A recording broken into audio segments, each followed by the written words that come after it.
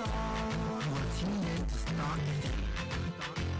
When I see the stars in the sky, it's the home of the stars. Starr FM 103.5.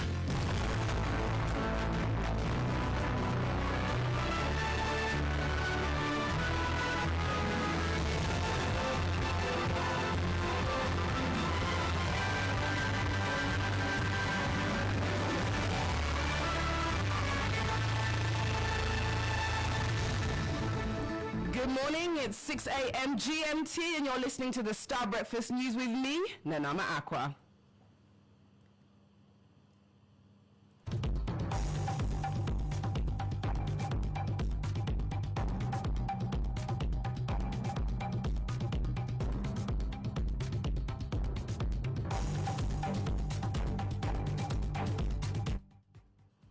Coming up, Mahama-led government comes under heavy criticism for ignoring previous outcomes of economic dialogues.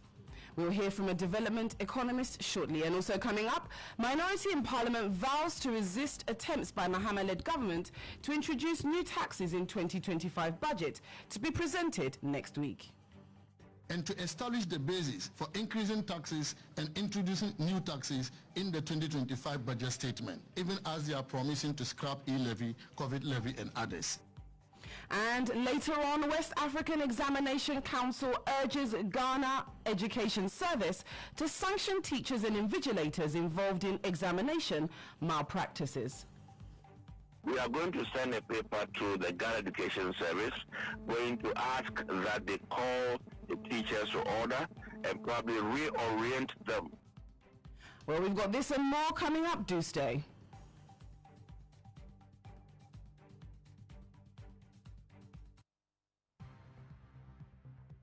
Starr News is coming to you live on Ultimate 106.9 FM in Kumasi, Empire 102.7 FM in Takrady, Zeps 95.9 FM in Zebila, Nissin 100.1 FM in Lamshao, MyStar Radio in the USA. Also live on Facebook on Starr 103.5 FM and on starfm.com.gh around the world. This is Starr 103.5 FM. Starr News. Informed, in-depth, in touch. That's right, you are tuned in to the Starr Breakfast News with me, Amma Acquah. Now, the Mahama-led government has come under heavy criticism for ignoring previous outcomes of economic dialogues held in the country. This comes after President Mahama launched the National Economic Dialogue to proffer solutions to fix Ghana's current economic crisis. Speaking at the event, the president reiterated his conviction that the government's flagship 24-hour economy policy has the potential to significantly transform the fortunes of the country. Let's take a listen.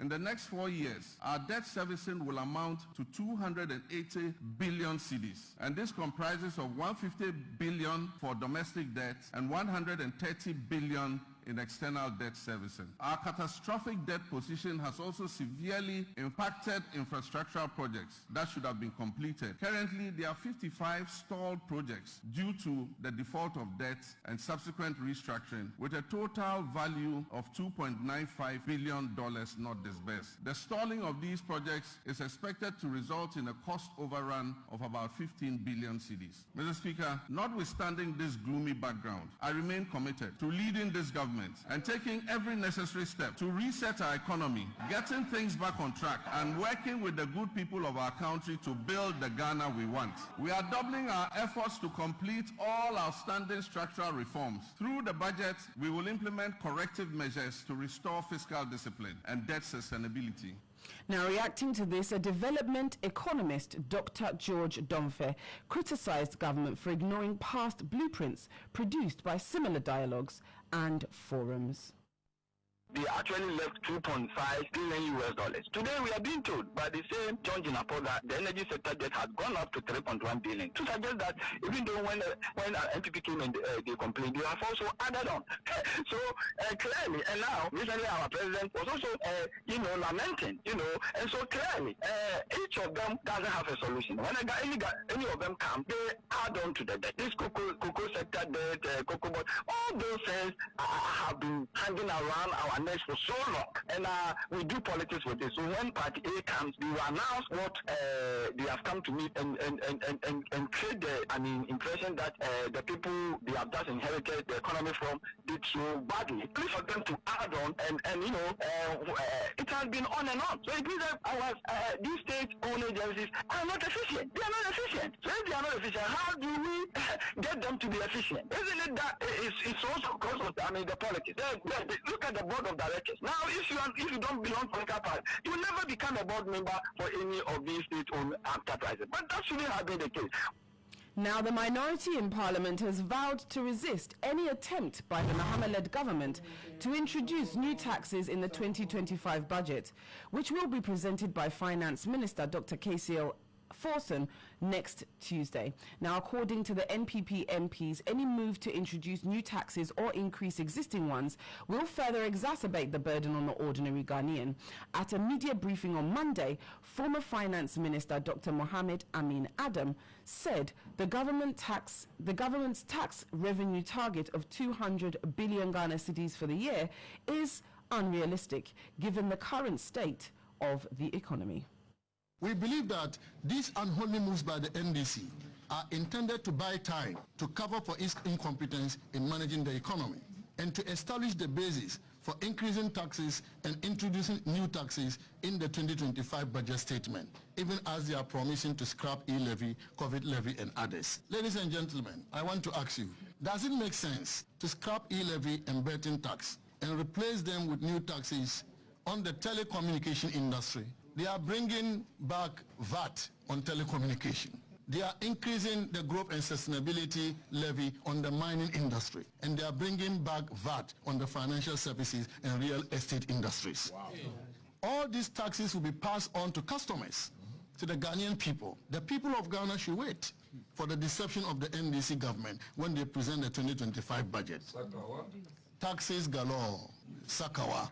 This is how they intend to tax Ghanaians to collect their target of 200 billion Ghana cedis in tax revenues this year. This NDC government accused us, the MPP administration, of overtaxing the people of Ghana because by the end of 2024, the MPP administration collected 152.9 billion Ghana cedis, and that was 17% tax to GDP ratio. Now, the West African Examination Council has called on the Ghana Education Service to sanction teachers and invigilators involved in examination malpractice. This involves the release of the initially withheld 2024 WASSCE results involving over 10,000 candidates after intense public backlash and legal actions. Speaking to Starr News on the back of this, the Director of Public Affairs for WAEC, John Kapi, attributed increasing malpractices to poor supervision by teachers in the country. First of all, I think that we've got to understand certain backgrounds to these things that we do. The conduct of examination is a partnership between the Ghana Education Service and WAEC. WAEC does what we call probably collecting the question papers, moderating them, printing, and taking them to the doorsteps of the schools. And all we do is ask the teachers to invigilate for 2 hours, for 3 hours. I don't think that is too much to ask of any teacher with their sort. Unfortunately, what has happened is that maybe, just maybe, because I don't have evidence to prove, some of the teachers may have looked or turned a blind eye to a few things that the candidates were doing that were wrong, and that is what has brought us this far. And so as a council, we are going to send a paper to the Ghana Education Service, going to ask that they call the teachers to order and probably reorient them and make them understand that the job of invigilation is not simply to go and watch over people do the wrong thing, but to ensure that the rules of the examination are adhered to. Now, there have been times when I've gone to churches and told them that if they don't help, I'm not leaving. a beggar with a choice, because these are not my biological children. These are heartfelt words coming from the industrious Group Managing Director of the Village of Hope, Dr. Fred Asari, as he passionately appeals for humanitarian support to sustain the orphanage's mission. Now, in an exclusive interview with Peter Kwao Adato, Dr. Asari expressed the ongoing struggles of providing for the children and keeping the vision of Village of Hope alive.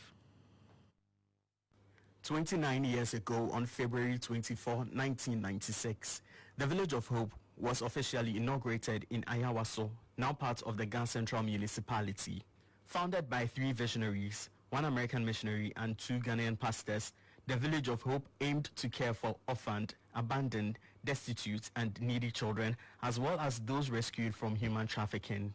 So we are still appealing to people, churches, individuals, families, institutions and organizations that they should come to our aid, because our sources is out there for everybody to see that God has been so good to us. The children who were abandoned, who were not having any hope through Village of Hope, now they are somebody, and most of them are also giving back to the society. What started as a modest initiative has grown into a remarkable institution, now comprising of 2 residential homes, 2 elementary schools, a senior high school, a vocational school, and a fully operational hospital. Over the past 29 years, the Village of Hope has provided quality education from creche to senior high school alongside technical and vocational training. But their mission doesn't end there. The Village of Hope remains committed to transforming the lives of teenagers taken off the streets, equipping them with skills that ensure that they never return to a life of vulnerability, but instead gain meaningful employment. The children's home in Bongo has 38 children. The children's home in Fete has 89 children. We have about 48 children in tertiary institutions, universities, technical universities, nursing training colleges, teacher training colleges. We have to get each one a laptop. We have to pay fees. We have to pay accommodation, a hostel. We have to give them monthly stipend. And it is a tasking responsibility. And so we depend on donations. We depend on help to be able to help all these young people who would have had no future. However, with international donor support dwindling, the financial strain of maintaining these life-changing programs continue to grow. Sometimes you are hoping that people would come and then nobody shows up, and you need food, you need to pay for your water bills. There's been times when I've gone to churches and told them that if they don't help, I'm not going away. You know, a beggar with a choice. Because these are not my biological children. These are not the biological children of the caregivers, the house parents and the caregivers who care for these babies. We are all helping. And so we tell people that, look, we need help.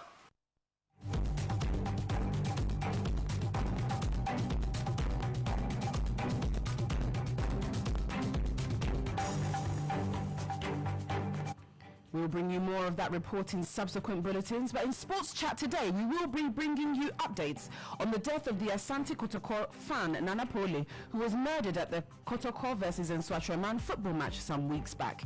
That will be with Jones Aji, and that's all we have for the Morning Star Breakfast News. For more updates, click on starfm.com.gh. Do enjoy the rest of your day.